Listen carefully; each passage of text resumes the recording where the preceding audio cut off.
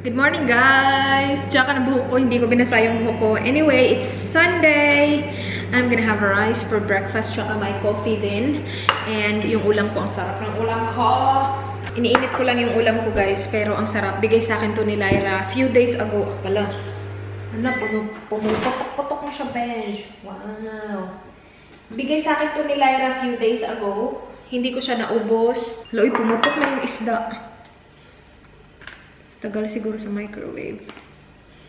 Anyway, ito na yung ulam natin, guys. Binigyan ako ni Lyra ng tinul.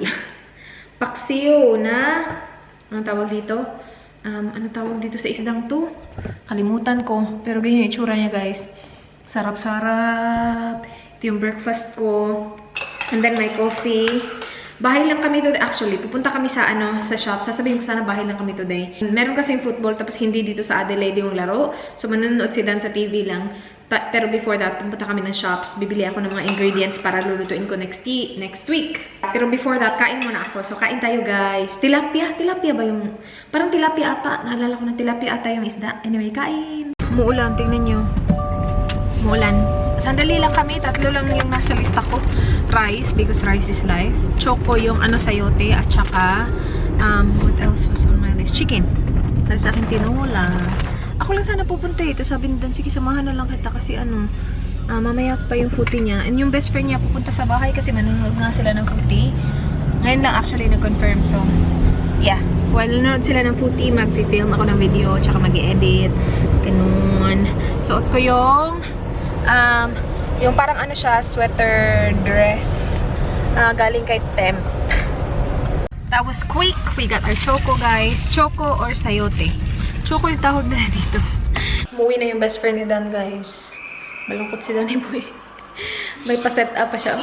Quad power scarf, snack nila, beer nila. Pero may batang malungkot kasi tatalo na sila, guys. Tatalo yung team niya. You look sad. Poor babe. May pa-cashews ka pa dyan, Char! Port Adelaide. We are Port Adelaide. 7 minutes na lang. How many goals left? Need 4 goals. 4 goals. 7 minutes. That's alright, babe. Ito pa naman yung, this is your first loss. And how many games have you? This is round 4. 4, yeah. So that's not bad. Not bad, babe. Oh, ano naman dyan yung Your face looks really sad. Ito talaga yung nagpapalungkot sa kanya, guys. Like, totoo. Ito din, isa din to sa mga nagpapasaya sa kanya ng bongga kapag nanalo sila. Pero kapag nalulungkot, kapag natatalo, nalulungkot din siya ng bonggang-bongga, uy. Grabe talaga yung loyalty niya dito sa team niya, guys. Iba din. Guys, magluluto tayo ng kalabasa na may gata. So, magprepare lang ako ng aking ingredients. Itong luto na to nakita ko sa video ni Pretty Mary. Nagluto siya nito. So, sabi ko, that looks easy. So, lulutuin ko din siya. So, yung kailangan is kalabasa, pumpkin. And then, itong string beans, okra. Meron tayong 5 okra dyan. Tapos, onion at saka garlic, obvious. Why? Nagamit ako siguro lalagyan ko siya ng konting pork. Meron akong minced pork dito. Siguro lalagyan ko siya ng konti lang para at least meron tayong meat. I think gagawin ko yan. Yung sa kanya wala eh. Okay lang ba lagyan? Kasi nanonood ng... What are you watching? Walking Dead. Yeah. Hindi ko sure kung lalagyan ko siya, guys. Lagyan ko siya. Lutuin ko muna to una, tapos isi-set aside. Char. Ayan, guys. So, nandyan na yung ating onion at saka garlic. Tapos, after nyan, lalagay natin yung ating shrimp paste. Asa na yung ating bagoong? Ayun, nawala din. Nakatago. Ito siya. Ayan, guys. Oras na para kay bagoong. Ubusin ko lang tong bagoong kasi konti na lang eh. Or, ewan ko, depende. We'll see. 1. Yeah, I think ubusin ko na lang siya. Para sobrang malasa siya, diba? Especially now, nag-add ako ng pork. Yung again guys, yung recipe na fina-follow ko is kay Pretty Mary. Meron siyang channel, Pretty Mary.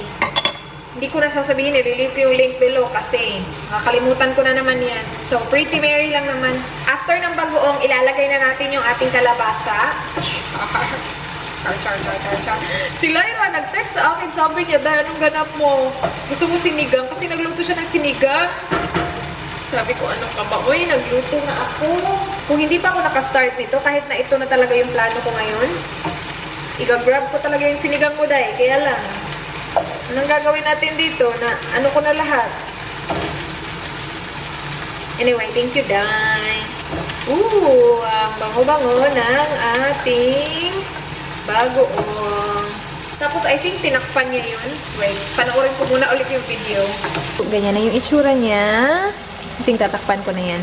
Lagyan pala daw ng 1 cup na tubig, guys. So, lagay natin. Tapos, saka siya papakuluin. 1 cup ba talaga? Siguro mga 3/4 lang yung akin kasi madami-dami. Yan lang. Yan. Tapos, pakuluin yan.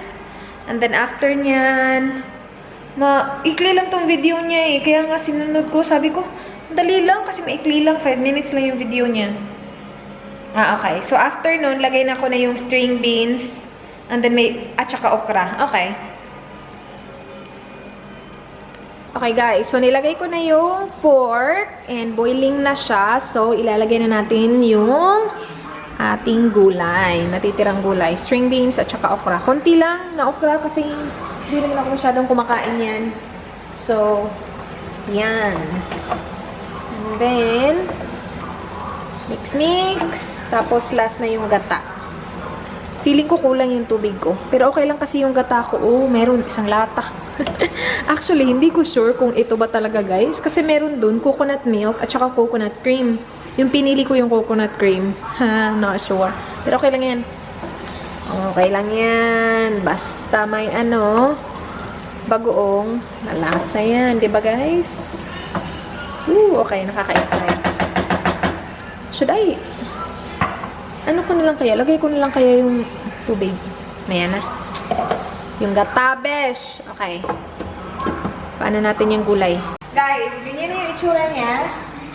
You see it, babe? Yeah. Lalagay na natin. Ito na yung last step. Yung gata. So, oops. Hindi ko alam actually kung gano'n karami. Kulang pa ba yan? Siguro mga half lang nitong lata. Or maybe, I don't know, we'll see. Kaya ganyan siya, guys. Yan. Ooh. Titingman ko to, tapos kung feeling ko kulang pa ng gata, ilalagay ko na lahat. We'll see. Pero yeah, papakuluan ko lang to, guys, na nandito yung gata. And then, yan na yung ulam natin. Sinan, tapos na. Have you finished your dinner? Or was that lunch? I'm not eating that. You're not eating this. Why? There's pork. And pumpkin. You don't like it? Ang ano kasi yung amoy ng shrimp paste. Anyway, yeah. Thank you, babe. That's it. Ganyan na yung itsura niya, guys. Tapos na to. Hindi na ako nag-add ng gata kasi sakto na naman siya. Pero yan yung ating ulam. Masarap siya, guys. Hindi na ako nag-add ng asin or anong panlasa pa kasi okay na yung shrimp paste. So, yes! Yan yung dinner. Guys! Tapos na pala ako kumain, guys. Si Dan, kumakain na siya ng kanyang light and easy. Pinintay ko lang na yung lumbas yung show ko. I'm trying to call the fambam as well. Nakakainis. Nagbabalik sila, guys. Kasi malamig na. Yan yung mga millipede na maliit. Pero that one's bigger. Shit. Ipapapatay ko yan kay Dan. Manda yan sa akin. Nakakainis. Kapag summer, may marami yung mga spider, tsaka mga ants. Pero kapag, na guys, malamig na, mas okay pa sa akin yung spider kaysa sa mga ganyan, yung mga gumagapang-gapang. Yan, palis na. Anyway, dito ako sa kwarto kasi si Dan nanonood ng movie. Ako gusto ko panoorin yung show, yung Bachelor in Paradise. Alam niyo ba guys, nakakaloka kasi na-deny yung visa ng kapatid ko. Pupunta sana siya dito sa Adelaide. Na-mention nga namin to ng slight lang sa previous video namin nung nagpunta kami doon sa Harbour Town. And pinano na namin siya guys. Like, manghihiram ako ng sasakyan sa mama ni Dan kapag nandito yung kapatid ko para makaalis-alis kami. And biglang na-deny yung visa niya. Hindi naman alam kung bakit kasi walang specific reason sa letter kung bakit na-deny. Pero na-deny siya guys. And hindi naman sa illegal siya dun. Hindi naman siya illegal dun. Ano naman siya dun? May trabaho naman siya. Stable naman siya. So hindi namin talaga alam kung bakit na-deny. Pero yun, nakakaloka. Hindi namin alam. Well, hindi ko alam kung ilang months pa before siya maka-apply ulit. Kasi 'di ba I think nung nag-apply ako for US 6 months. Dapat maghintay ka muna ng 6 months before ka mag-apply ulit. And gusto niya sana dito magpasko. Kasi nga, di ba, hindi kami uuwi ni Dan. Pero, yun, nakakainis. Bakit kaya siya na-deny? May mga na-experience pa kayo, guys. Galing siya New Zealand. Tapos, ayun, nag-apply siya ng tourist visa. Tourist lang naman. Tapos, yung ginawa pa namin, nag-send kami ng letter, lahat-lahat na may signature namin dalawa ni Dan.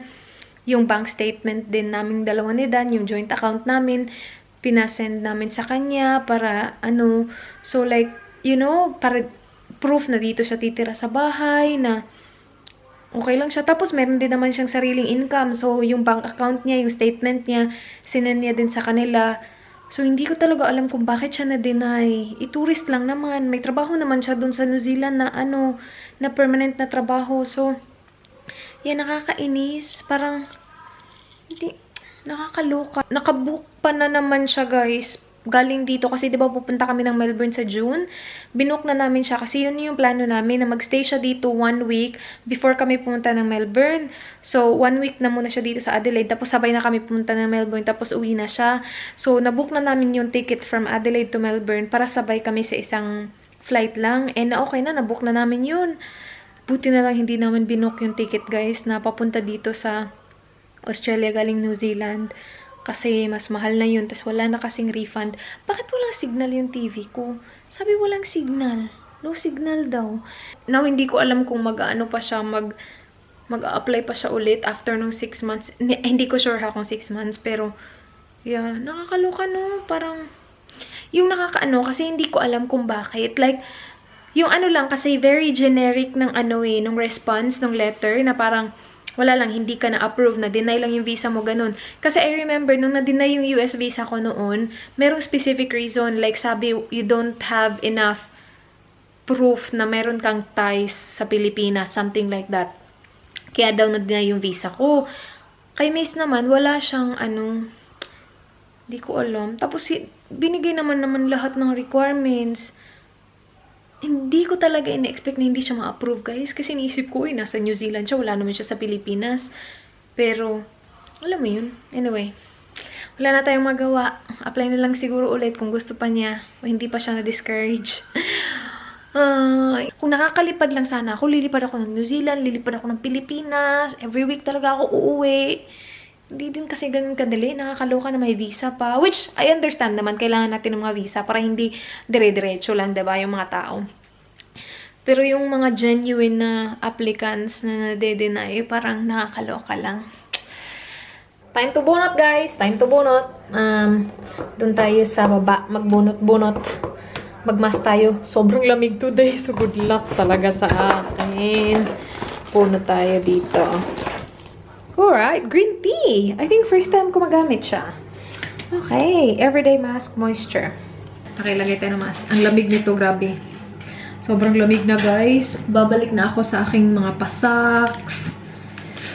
Yung natin, yung pambahay natin na boots. Kasi lumalamig na. Nakakainis. Niisip ko pa din yung visa ng kapatid ko. Kakaloka. Plano-plano pa kami. Punta kami Harbour Town, ganun-ganun. Kasi yung, oh my gosh, ang lamig. Oh my gosh, ang lamig. Sana naman kapag ako nagkumuha ng visa papuntang New Zealand, hindi ganun ka Tapos hindi pa siya free ha. May bayad pa yung application. Pero okay lang naman, hindi naman siya ganun kamahal. Hindi naman ako yung nagbayad, yung kapatid ko naman. So, of course, okay lang sa akin. Si Don din, excited pa naman si Don. Para makita din ni Miss yung yung buhay ko dito. Ay, nako. Ang buhay talaga, oy. Si Dan, hindi ko alam kung kailan pa yan mag-a-apply ng visa pa US kasi kailangan niya yung visa eh. Pero, okay lang naman yan sila. Approve naman yan sila agad-agad. Wala naman yan sila problema. Tayo, mga Pilipino, medyo medyo mahirap, no? Agree ba kayo, guys? Kasi na-deny na ako ng visa eh. Pa-US. Parang hindi siya ganun kadali kapag Pilipino ka. May mga advantages din naman na paging Pilipino when it comes to traveling. Kasi meron din naman tayong mga countries na like, hindi natin kailangan ng visa, ganun-ganun. So, yeah, pero anyway. Hindi ko na siya iisipin. Wala na tayong magawa eh. Ay, sana alam namin, hindi daw isipin, pero ito naman. Pero sana lang, alam namin, like, sana sila ng comment kung bakit hindi na-approve, para at least may idea kami, para sa next time, 'di ba? Pero wala eh. Okay, that's enough. Enough na talaga. Anyway, nilotion ko lang yung moisture ng mask. Pero yun na yun, guys. Yun na yung vlog. Thank you so much, guys, for watching. Please like this video if you enjoyed. Please subscribe if you haven't already. I hope to see you guys on my next one. Do not forget, be good. Bye, guys. Mwah.